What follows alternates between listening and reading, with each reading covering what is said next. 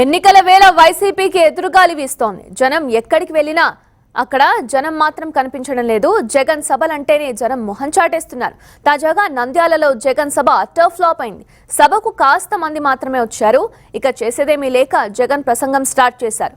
పసలేని పాత నినాదాలతో విసిగిపోయిన జగన్ మాట్లాడుతుండగానే ఇంటిదారి పట్టారు. జనాన్ని అడ్డుకునేందుకు పోలీసులు విశ్వ ప్రయత్నాలు చేశారు.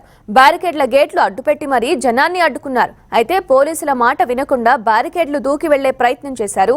దీంతో పోలీసులు వారిపై లాఠీ చార్జ్ చేశారు. మరోవైపు వైసీపీ సభలో మద్యం ఏరులై పారింది.